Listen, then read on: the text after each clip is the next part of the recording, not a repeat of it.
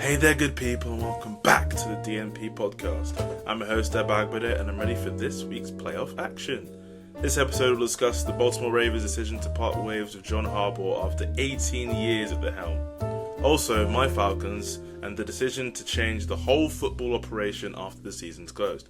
And as the playoffs start, I'll set my bracket for the tournament and who will win Super Bowl 60 in Santa Clara. This podcast is available on Spotify, YouTube, and Apple Podcasts, so like, rate, subscribe, all that good stuff, so you can stay up to date with each upload.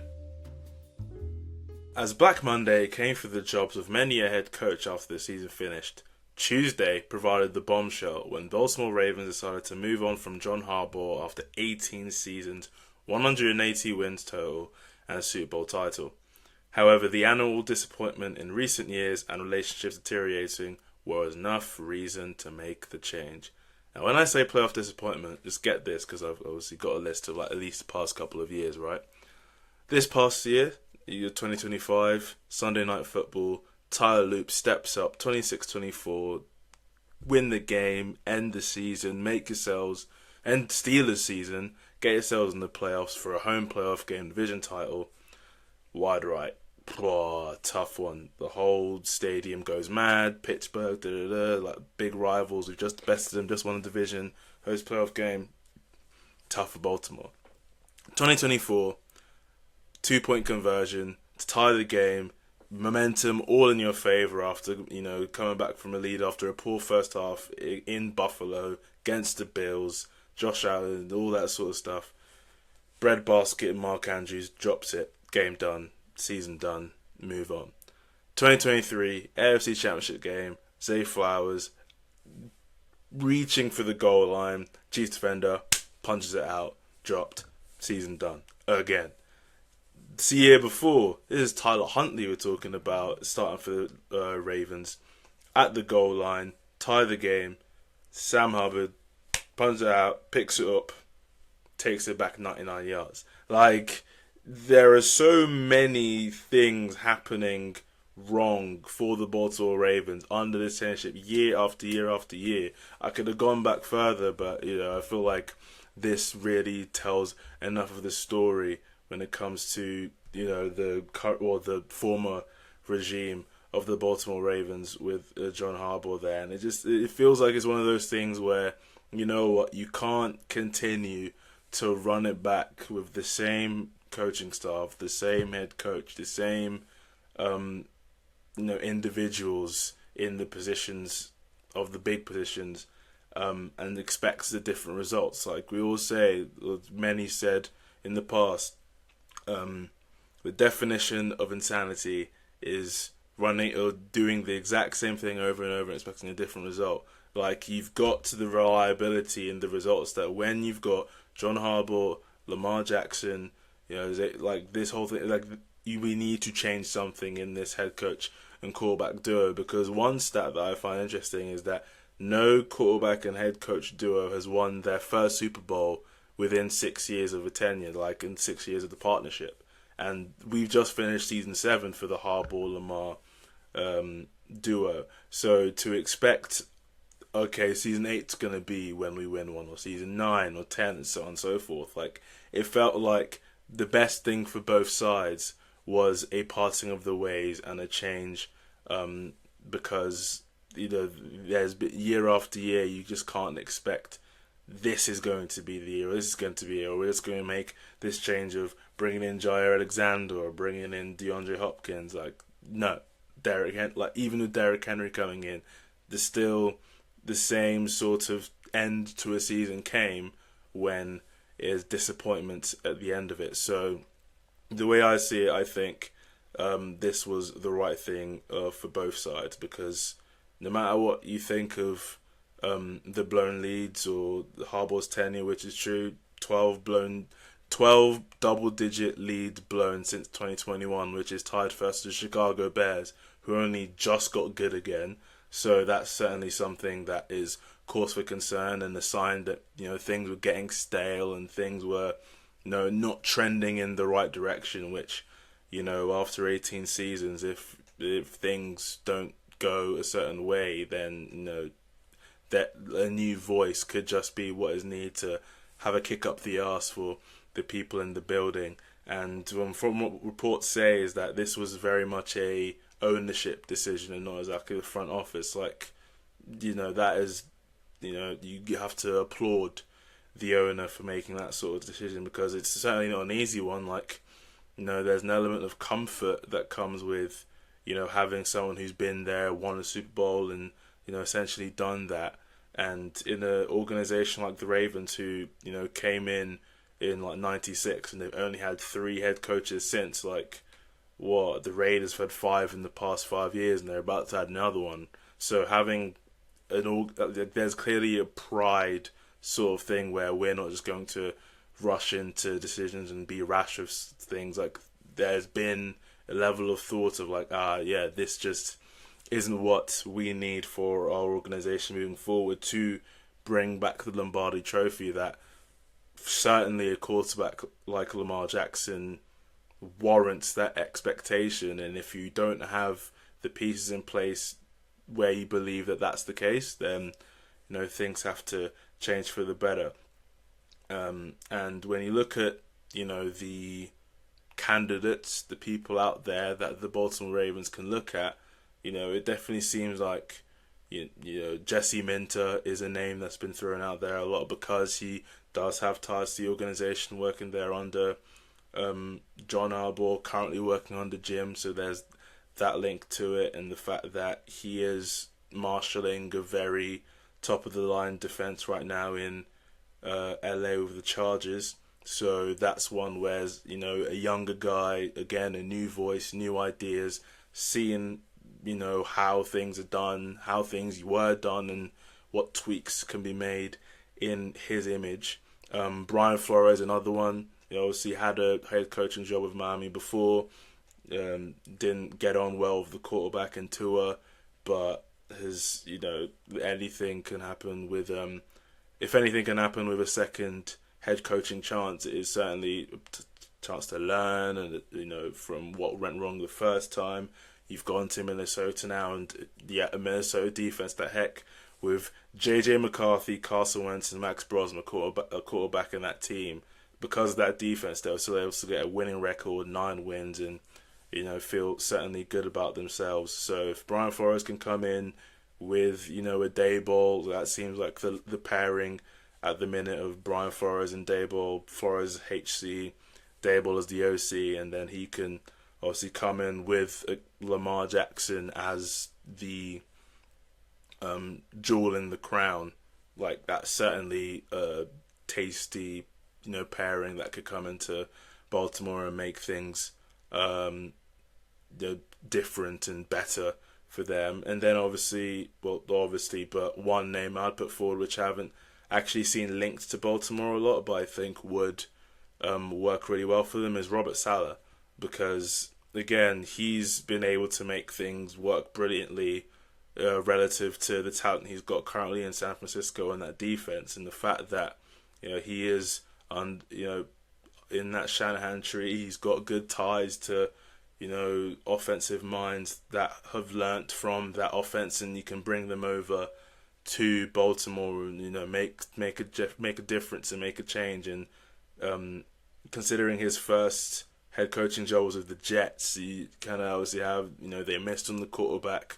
You don't have to worry about the quarterback in Baltimore because you already have Lamar Jackson in the pocket, and you can focus on making sure that the defense, which is his side of the ball, and during his time with the Jets was not the reason they weren't winning at a decent level. It was because the offensive side of the ball was really disappointing by every measure of expectation. So if you can bring in the right OC and you can fix the Baltimore defense, which really was a point of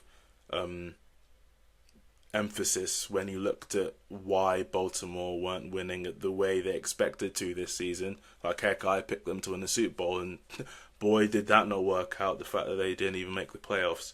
So it's definitely one name that I'd put forward in Robert Saleh and say, yeah, you can go into Baltimore and you can really make something of this and get them, to that higher level, because I really do feel he got a raw deal over there in New York for the Jets.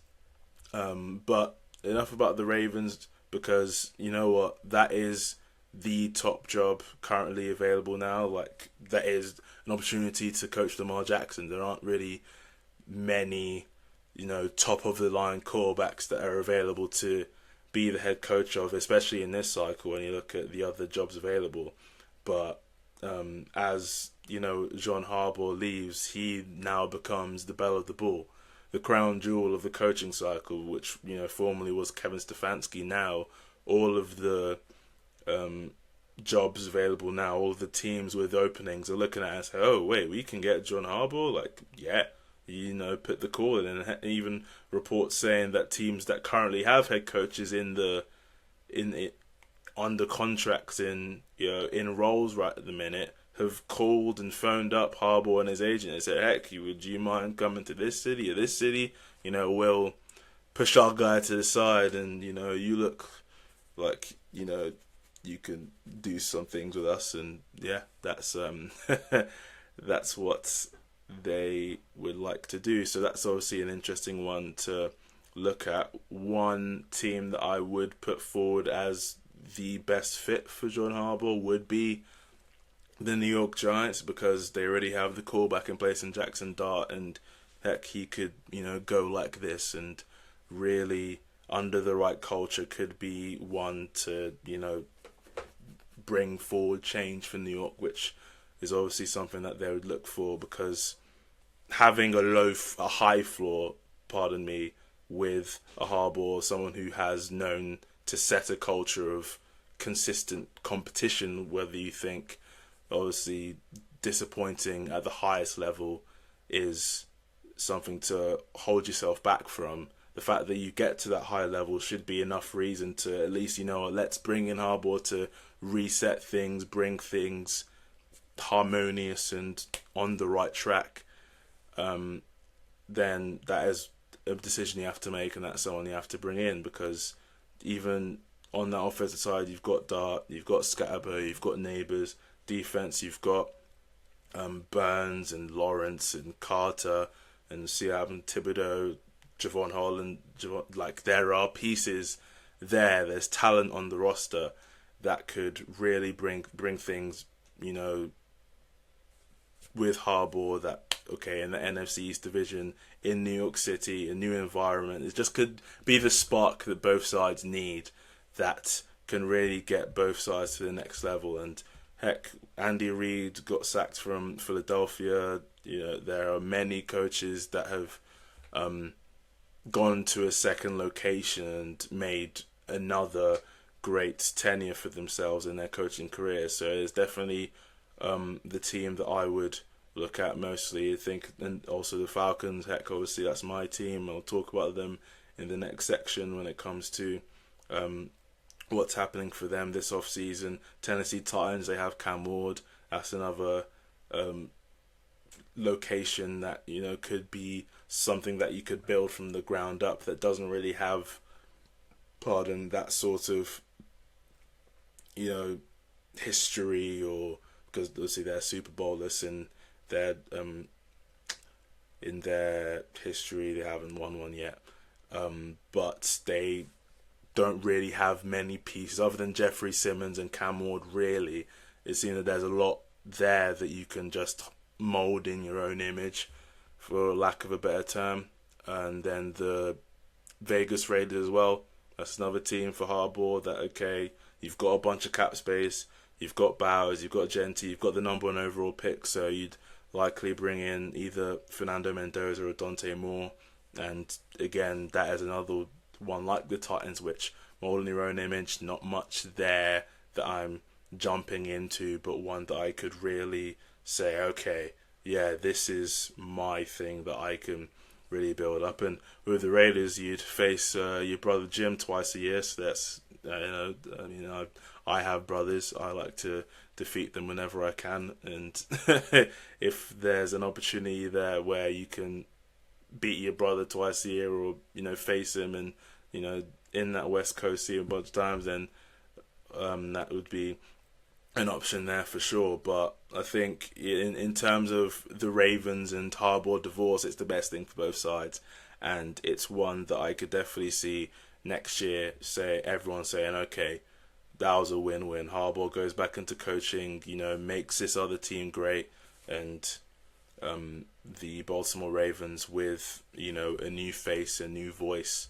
really brings things back, and with Lamar Jackson in full spirits and full voice, with a coach that can invigorate him and make things better for the Ravens in the future. But I'd wonder what you guys think. What you guys listening? Would you have moved on from Harbaugh? Where should Harbaugh go now? Should it be the Giants? Should it be the Falcons? Any of the other openings around? But yeah, definitely the best thing for both sides moving forward. Yeah, a four-game winning streak to end the season, being tied for first in the division, wasn't enough to save the job of Falcons head coach Raheem Morris and GM Terry Fontenot at the end of the season. And now the whole football operation is changing, with the president of football operations coming into play alongside the new GM and head coach. This president of football is expected to be former MVP quarterback Matt Ryan. Now, as a Falcons fan, as I'm sure you can tell by the Julio, the Mike Vick, and the Dion behind me, I am emotionally invested in what happens with the future of this team, and I really hope that next year isn't another disappointment.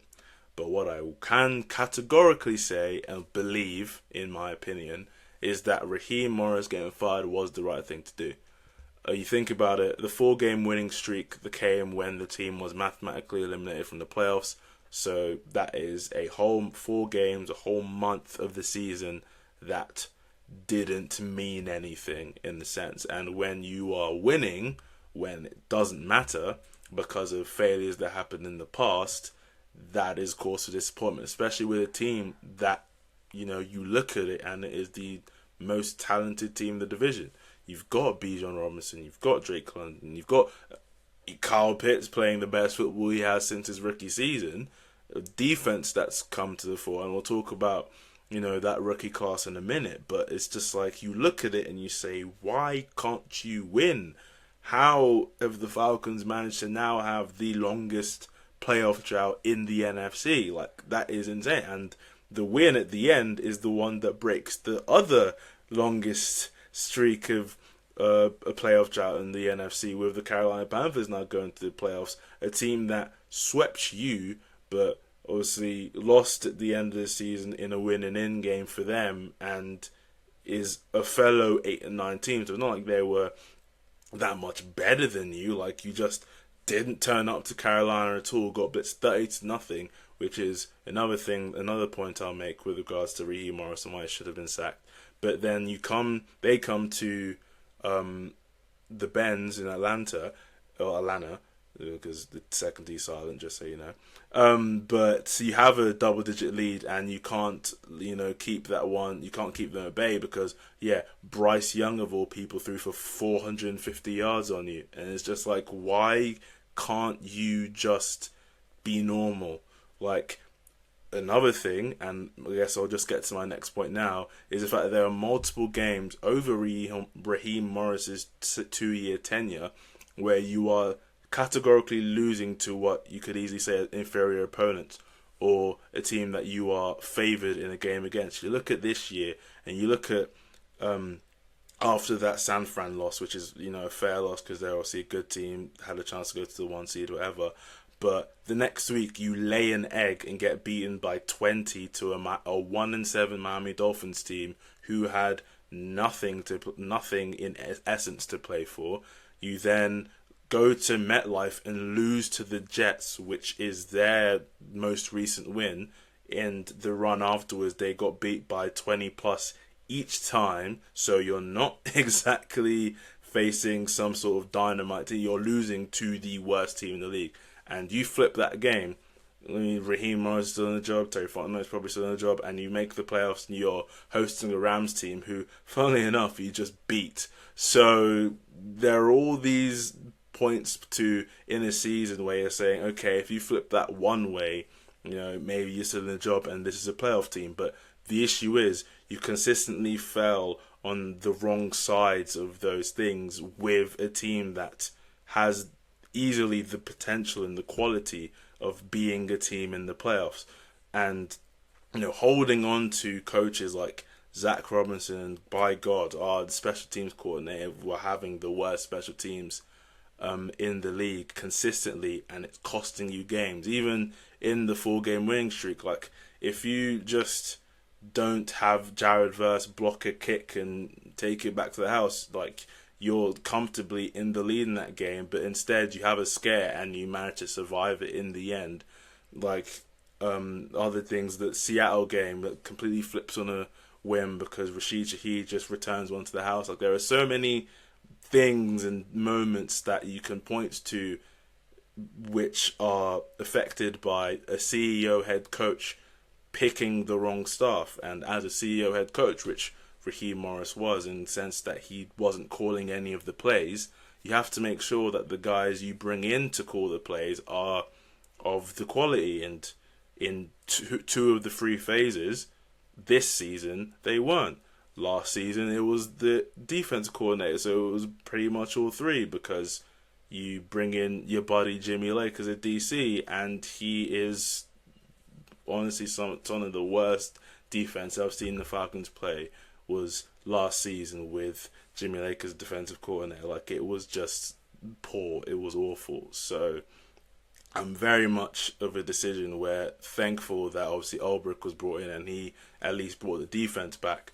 But then your initial OC hire and Zach Robinson continued to disappoint, and the offense was essentially holding the team back, which was meant to be the side of the ball that was brilliant because you had invested so much top draft capital on that side of the ball. So yeah, I'm very much on the side of Raheem, seemingly good bloke, good dude from all reports and all accounts, but just not the right man to be Atlanta Falcons head coach. So I'm fine with that one.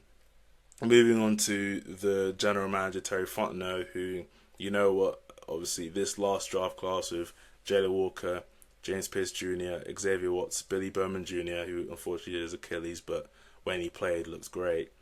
Like, you can point to that and then Bijan, Drake London, and say, okay, you have built a nucleus of, a team that can compete and can move forward, and will definitely, if the Falcons move on and are competitive moving forward, you can definitely point to Terry Fontenot as the guy who brought those guys in. But unfortunately, you were with the team for 5 years, and it was 5 losing seasons, obviously none of them making the playoffs, and you just can't maintain your job in that scenario. Like, you look at what I just mentioned in terms of the top end of the roster, there was a big drop off from those guys to what was left. Like, other than Drake London, I think Drake London may have even had more receiving yards very much late into the season than the other guys combined, which cannot be any. You can't have one wide receiver. Obviously, Kyle Pitts had led the team in receiving yards, right? So he clearly did his part. But you need more than just those two, and you can't have that much of a drop off outside of those two you had. And even on the defensive side, like when Divine Diablo goes down for a 5-game stretch, we go on a 5-game losing streak because the linebackers that come in just were not at the level. And to think that is how soon things can change. Like, the good teams, again, I point to the 49ers again, they have, guys who can come in and do a job and still make sure the team doesn't have that big a drop off, because there's always going to be a drop off when you go from starter to backup, but it can't be so sizable to where it's night and day.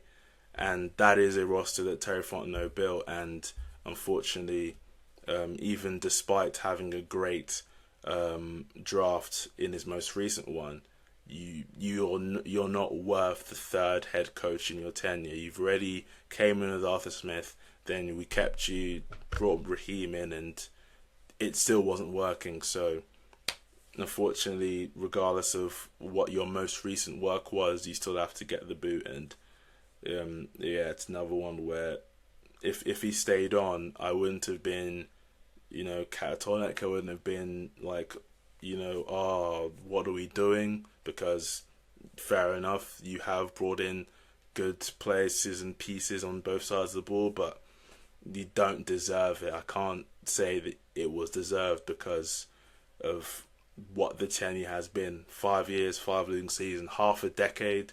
You can't maintain a job in those circumstances when it's underperformance. So I'm on the side of that for sure. And then with regards to the new operation and what is to come for the Atlanta Falcons, it is a changing of the structure with a new CEO and Greg Beadles, with a new president of football, which many reports seem like it's Matt Ryan, even though the Falcons are very much taking a proper interview process where they're bringing in, I think there was like a Panthers VP, there's some of the Niners, like we're going around the league to make sure that we get to do a proper interview process, which I'm very much on board with because as much as I love Matt Ryan and he is my favourite quarterback the Falcons have ever had, there's still an element of, well, let's make sure that you're the best candidate and there's nothing else out there that we can go for. So I think, he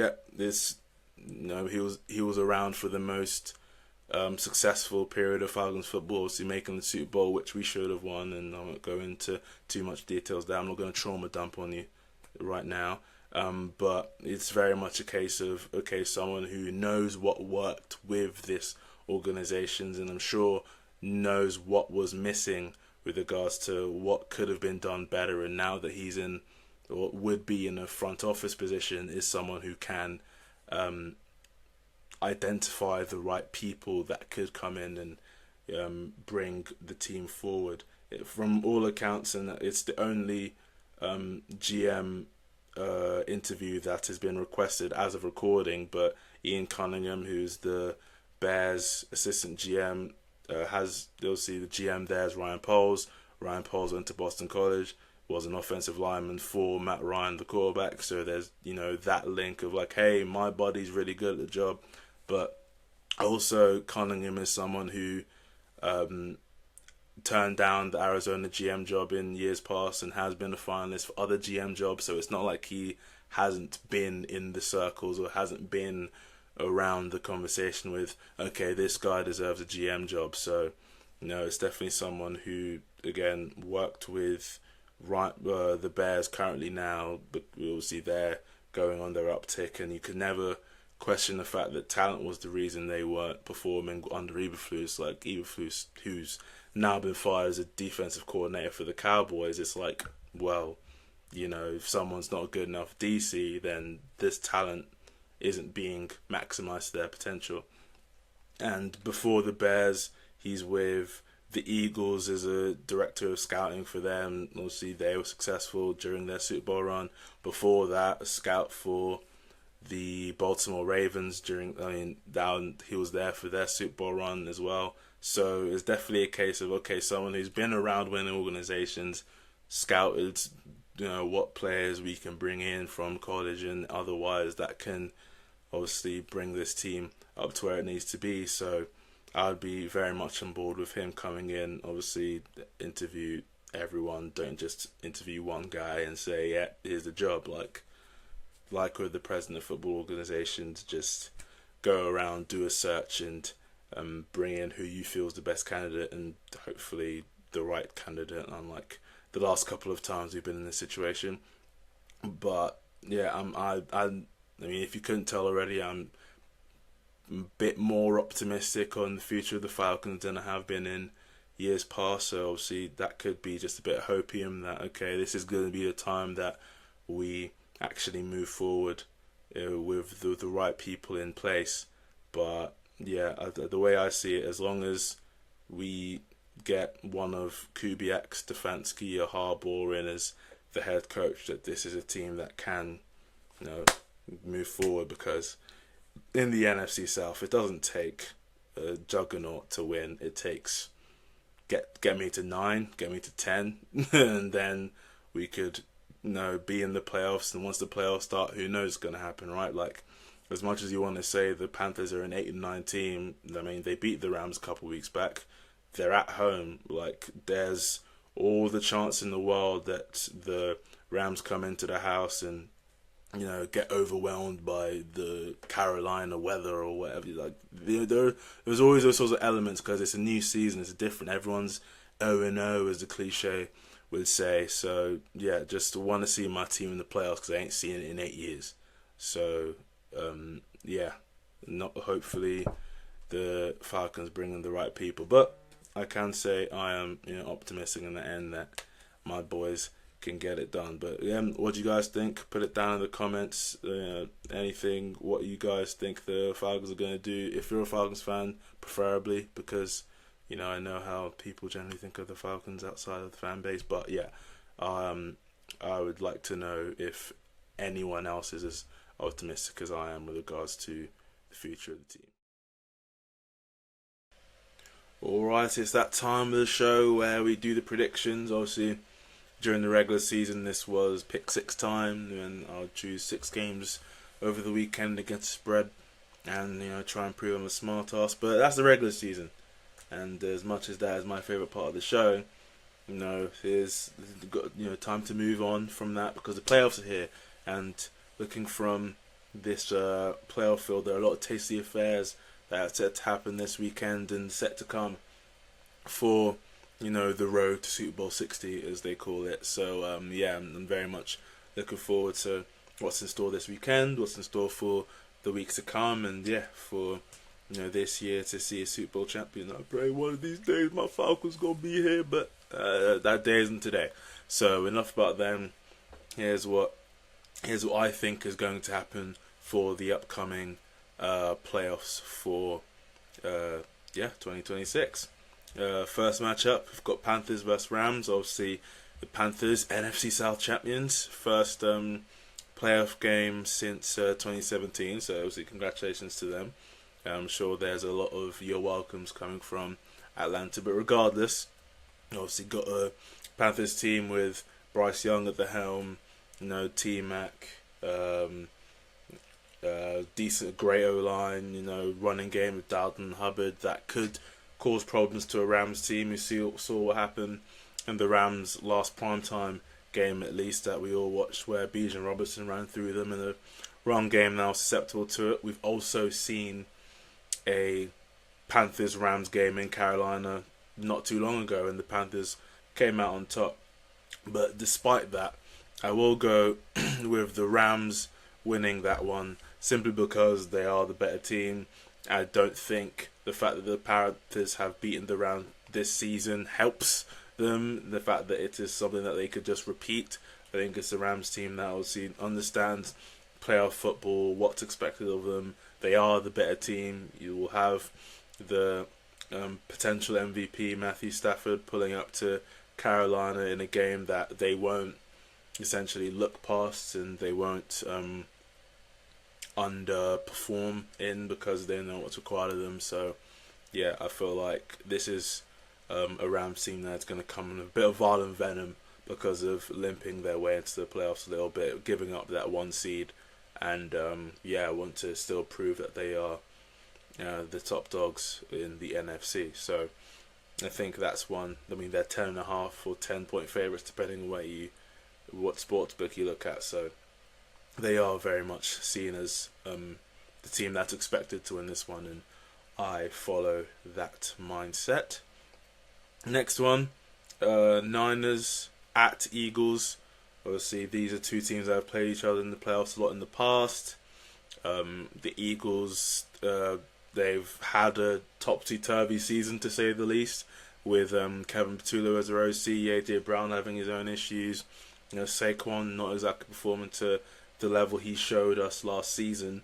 So, there's definitely something to prove on their side, and having that game in Philly, it's an interesting home field advantage because it can also be a hindrance if they start off a bit slow. Crowd can very much get on them.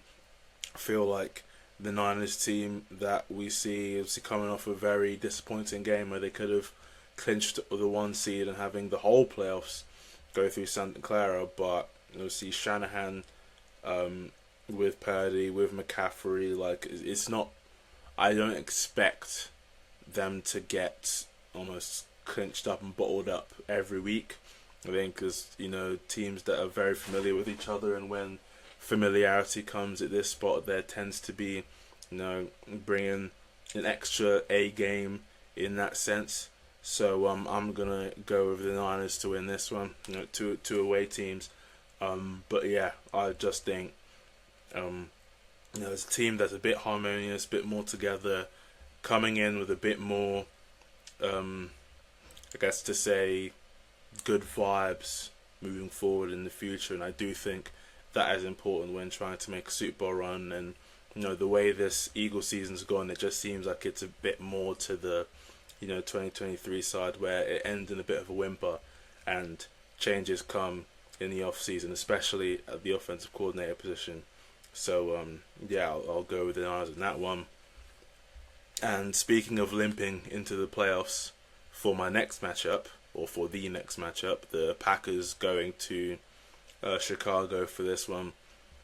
Yeah, obviously, I imagine Jordan Love is back fit for this one, but yeah, it's a team that finished the season with 9 wins. I thought really was hitting their stride at a point going into these playoffs, but obviously Micah Parsons ACL is a very big thing to point to and say, okay, yeah, this is something that's going to hold this Packers team back from really, hitting the heights that I certainly thought that they would be able to reach this season. But yeah, I'm going to go with Chicago this one, not spend too much time on it, because yeah, Ben Johnson's run game, they've now gotten the monkey off their back in sense of beating the Packers and beating the uniform, beating the logo, and to come into this in Soldier Field, first playoff game in ages with their new revitalized team, get Rome Odunze back. Yeah, I do see the Bears having that sort of lift of having that first playoff game in a new era, and actually having the team that's able to compete in this one, unlike what I feel is happening in Carolina. So that sets up a very tasty divisional round there in the NFC side. Moving on to the AFC side, we'll start with Steelers Texans. The Steelers team obviously feeling great themselves about winning and inning themselves into the playoffs against their vaunted rivals, the Ravens. And again, their manager fired, or their coach fired, football brain, or soccer brain, as some would say. And then the Texans, who must have the staunch defense, to say the least, defense that is stifling and be tough to fare against. And I'm not sure, obviously you have DK back, but I don't feel that the Steelers offense will have enough, and I feel like CJ Stroud, Nico Collins, there's something there for the Texans to win what's going to be a knockdown drag out affair. But the way this team's playing going into the playoffs, I do feel like they're going to show up when it counts. And with Will Anderson, Daniil Hunter, there are many players on that defense in Houston I can point to claim the win for them, and I do feel like they are the ones who are going to come out on top in that matchup. This next one, I think, is going to be the game of the playoffs, or the game of the wildcard round at least. Is going to be a bunch of points on both sides, because on one side you have the Jacksonville Jaguars, Liam Cohen, Trevor Lawrence throwing the ball, playing his best football in his career, very easy to say, has playoff experience. ETN in the backfield, Brian Thomas Jr., Jacoby Myers almost changing the whole offense, since he's come in. And I believe he's won every game since he's been traded from Las Vegas. So clearly he has been a catalyst of sorts for this Jacksonville team to, make a proper playoff push. And then on the others of the Bills, and it's Josh Allen, and it's James Cook in the backfield, and the offensive line. And when you have that superhero, that Superman that can carry the team at the quarterback position, then you can't stop him when he's in that sort of form. So it'll be very interesting to see that game, and I do feel like whatever the over under is on points, take the over because it is going to be a proper affair. I am going to go with the Jaguars to come out on top of this one because I feel like the Bills' defense is too susceptible to points on their end. I feel like Liam Cohen has a plan that can really attack them. Obviously, their run defense has been susceptible in this season, and the Jaguars have the capabilities to put up the light show on the Bills. And I feel like when you have Josh Hines, Allen, Trayvon Walker on one side, then you can get that big play on the defensive side that can be the difference in a shootout-like game. So I'll take the Jags winning in that one. Next, Pats Chargers. Very interesting matchup. Obviously, Chargers themselves resting guys going into the playoffs or going into the last weekend of the season. I feel like the Patriots obviously have very good vibes going into this one. 14 wins. Drake May playing like a man possessed all year, showing himself to be one of those upper echelon quarterbacks in the league. You got obviously Mike Vrabel and what he's brought to proceedings as well. And on the Chargers side, Herbert is obviously one of the better QBs in the league as well.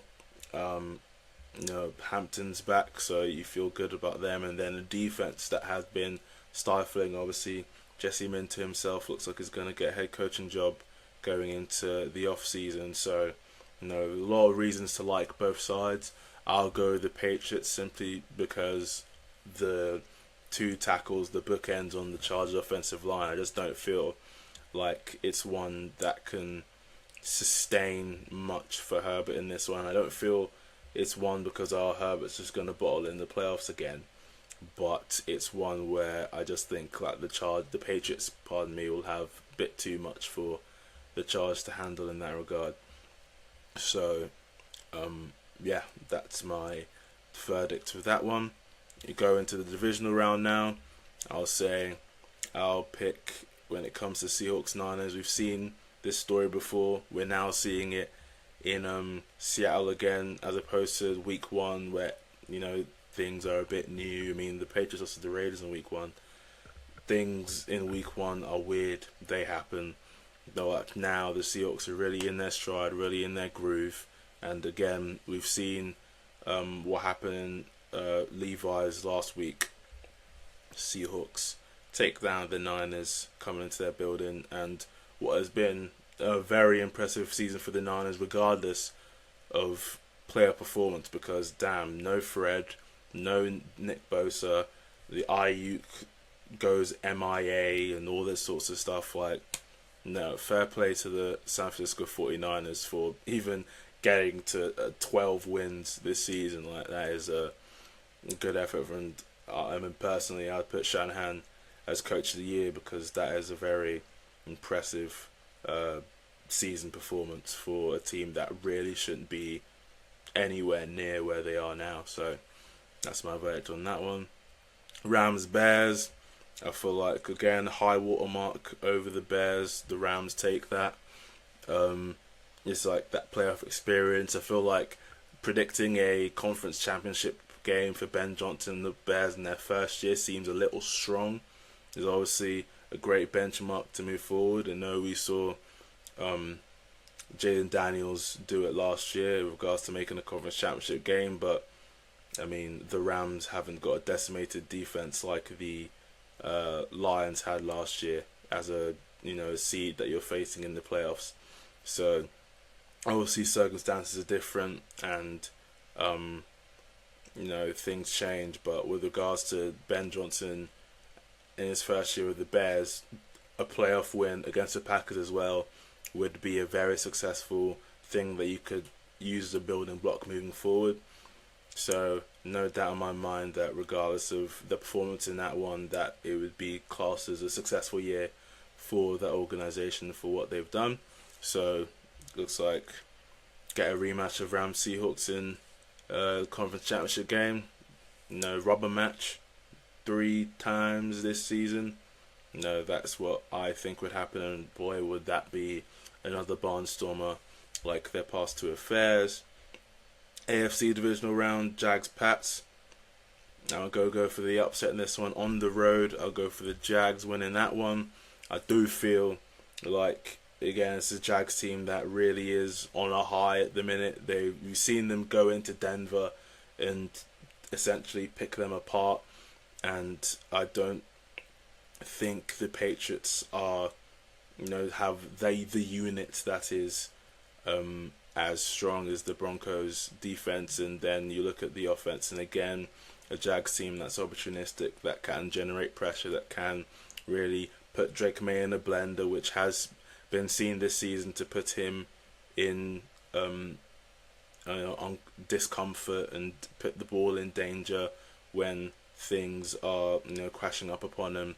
So obviously that is the hardest one out of this divisional slate I've got here to pick, because I do feel like that is one. I mean they can all go either way, but it's specifically Jags Patriots, because that is a game where both quarterbacks are in hot form, both teams have decent weapons, and offenses are playing at a high level.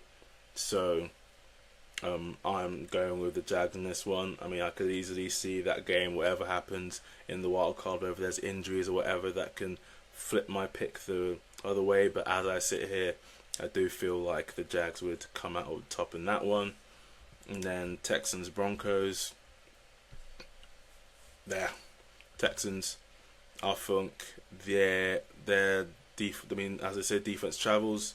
It just seems like when the Broncos have come against even the worst of the worst in the league so far when it comes to teams. I mean, a Mahomes, an Oladokun-led Chiefs team really kept things tight.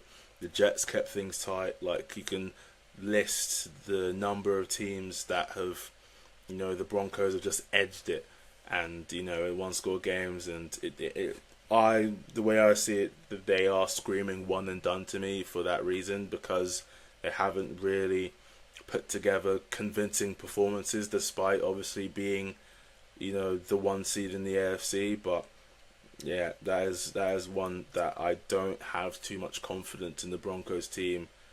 See, Bo Nix isn't that level raiser, I would say. I don't really see many level raisers on the offensive side of the ball. Obviously, the defense is staunch and will cause many problems. But, I mean, these two teams facing the regular season, and it was Davis Mills that almost led a win for the Texans in that one. And that was before the Texans were even seen as a potential, playoff dark horse. So, I would say I could easily see the Texans going into Denver, going to Mile High, and getting the win in that one, which leaves a conference championship game, Rams Seahawks going to Seattle, and then Texans Jags in Jacksonville. 2 divisional matchups in the conference championship games.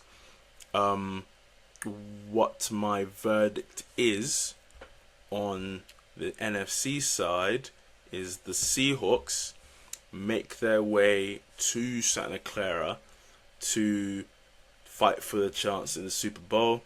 I think it's one of these things where the Seahawks-Rams in the regular season was basically neck and neck. They're a point off each, level on points, almost level on yards.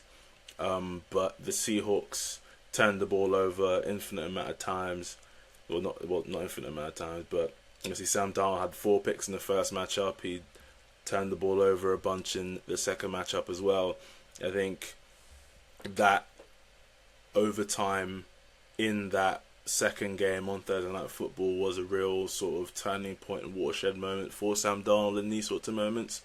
I do feel like the Seahawks defense is just infinitely talented and can, cause damage to anyone. We'll see how obviously the Rams look going into that matchup, but I do feel like they get there regardless of like a Devontae Adams health or whatever happens going into that one. But yeah, Seattle just feel like that's the team of the NFC right now, and the team to beat in the NFL in general. Obviously, one seed, very, dominant win, point differential, sky high. I feel like Seattle's really a team that, going into the Super Bowl, going into this NFC playoffs is the one that I point to the most as like, okay, I see them getting there in this field. And then Conference Championship AFC, Jags Texans. I'll go with Jacksonville as my AFC champions in that matchup. I think, again, I pointed to Liam Cohen's offense. I pointed to the way Trevor Lawrence is playing and the whole of, and Etienne. I just feel like the pieces there in division as well face each other twice. They know the holes to attack, unlike the Steelers and Broncos in rounds previous, in my mind. And even the game in Houston where the Jags are up an insane amount in the fourth quarter and they bottle it. I feel like that's one where you can learn from, and when it comes to regular season to playoff, I tend to believe in most circumstances that the results could flip.